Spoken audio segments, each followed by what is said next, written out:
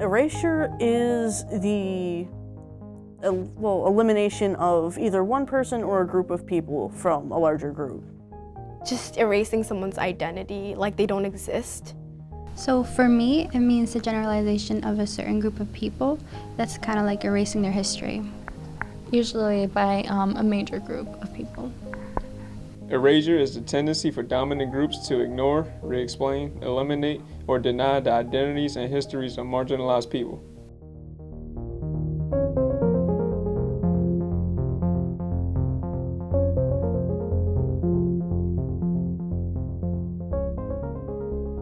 Most people that I know identify me as female because I still have yet to tell them that I am agender. I go by them, they pronouns. I use gender-neutral pronouns.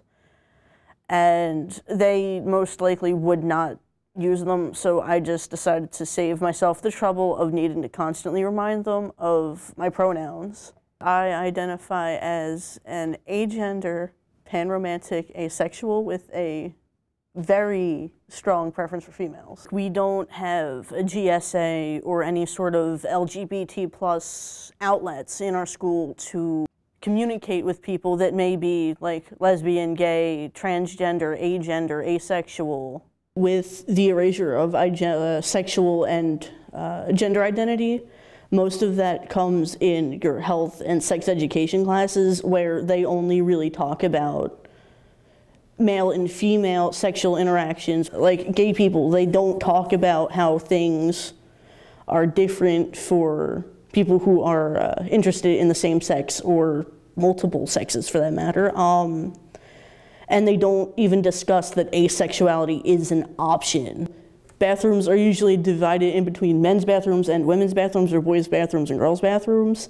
And people like me who don't identify as either one can feel conflicted because it's, I need to use the bathroom, but I don't fit either of these, so it's kind of like a where do I go kind of thing. And if you say, look male, or you appear to be male and you go into a women's bathroom, people are going to look at you differently than if you were to just go walk into the guy's room, and you would get bullied and harassed for it. Being told that something is essentially wrong with you has to be one of the worst feelings ever.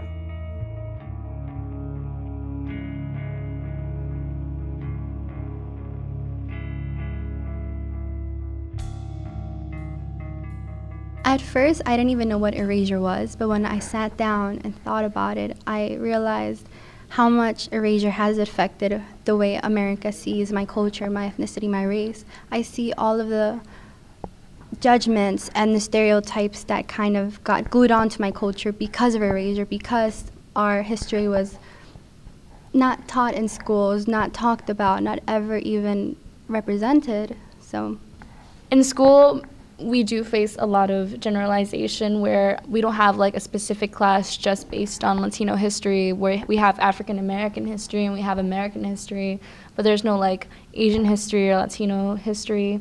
Therefore, when I'm with my friends, or I'm in the hallway, or I'm associating with other people or my peers, when they're looking at me, they're looking at the stereotype or the representation that they have of me from media and what they know and what they find out on the internet or from their teachers, without a specific 4-week class to educate them about me. And some of the information is misinformed and not partially true.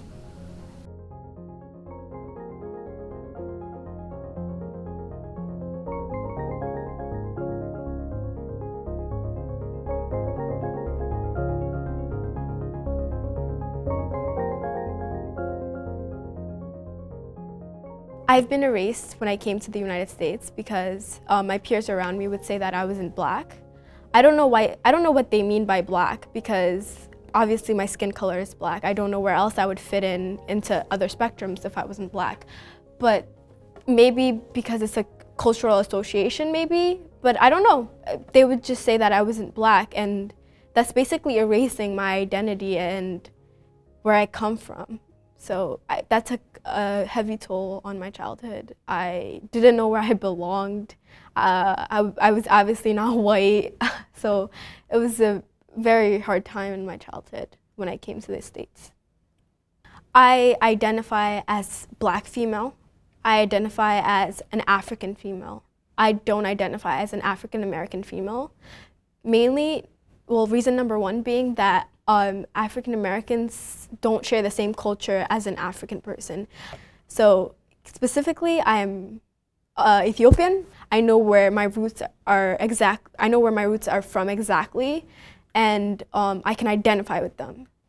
I remember this one time when my African American history teacher, I remember she made us look at like the people who contributed to the book and stuff, and we would like go down and look at the names, and guess what? There's a majority of the people who contributed to the book were white and they were male. What does this tell us about the textbooks that we're reading? How come they get to write down our history? How come we can't write down our own history? As an educator, I was really surprised to learn how textbooks are published and distributed. And what I've learned is that more populous states like Texas and California are often the largest purchaser of textbooks. So the curriculum is geared to the state standards for those particular areas. And typically, Texas tends to be more conservative. California tends to be a little bit more on the liberal side. And so in 2015, the AP US History course content was totally redesigned. And the idea was to do more thematic history and not the top-down history of just presidents, but really getting a broader spectrum that includes more social history. And so my students are really excited by that change last year when I taught AP US History. And then there was a lot of pushback in Congress, and a lot of politicians and policymakers felt like the role of the Founding Fathers had been reduced and that was problematic.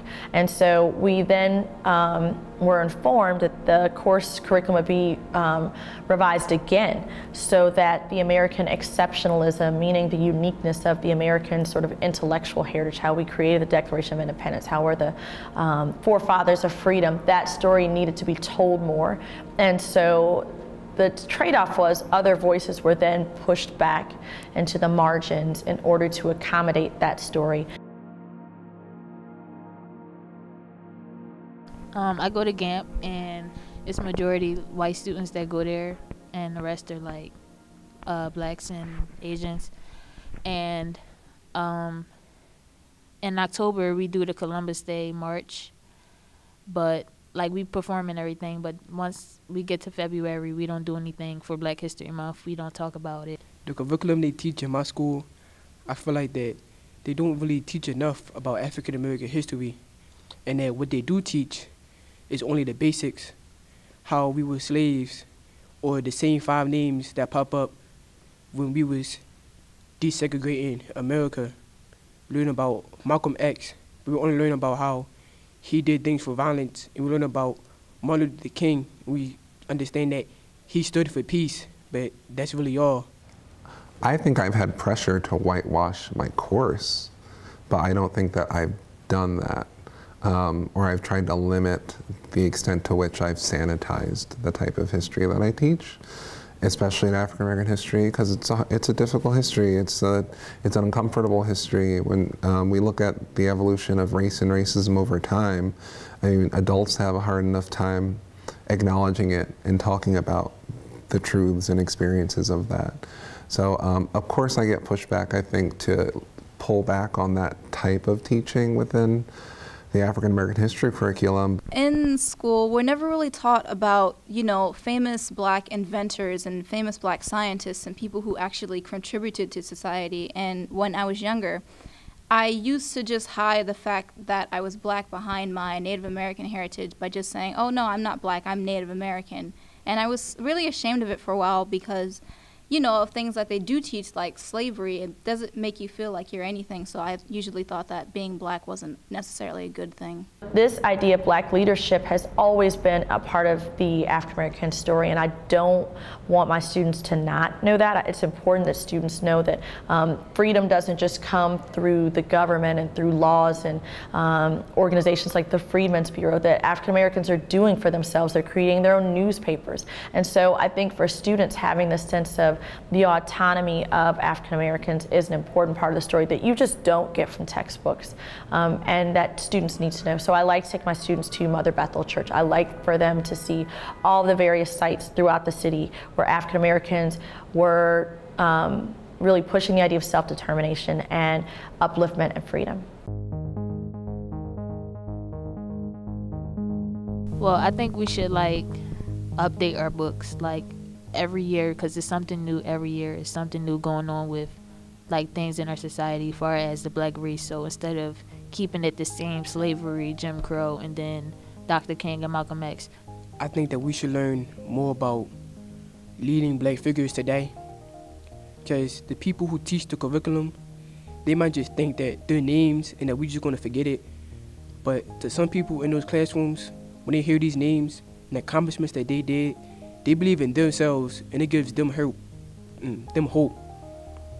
I feel like we should have more African American people teaching African American history, because who knows best about our history than us? So if you have any questions about gender nonconforming or being agender or asexual, you can either ask me personally, like I'm not going to be offended if you have questions, or you can find somebody who is allied with the agender and asexual spectrum, or you can just simply like look up, like do some research and educate yourself on the matter, because it's something that isn't discussed. So in schools, I think it's really important for someone who is diverse, someone who isn't native to America, to give them their space, that respectable space where they can teach their class about where they're from. Even if it's just one day. I know in my school we have International Day, and everyone wears their, everyone wears their like their dress or like from their culture. The experiences that are in that history, like my experience completely differs from her experience, from Afro-Latina's experience, the way we're perceived, it's different. I think after learning about Erasure, I've embraced my Latina side more than I ever had before. I'm not ashamed of it. I want to learn more, I want to become more educated, and it makes me want to talk about it more to others, especially like my friends who don't know anything about me or where I come from. I want to tell them about it. Before, when I would tell someone I'm Latina, it's like I'm coming out from this big secret, but it's something that I gotta teach people about. I gotta teach them like why I have green eyes and I'm also Latina. If our school had the GSA inclusive sex education and health education and things of that nature, things would be a lot smoother for people in the LGBT community. Or with me specifically, with being asexual and agender, it'd be like, it would let me know that there's other people there like me and that there's other people there like us.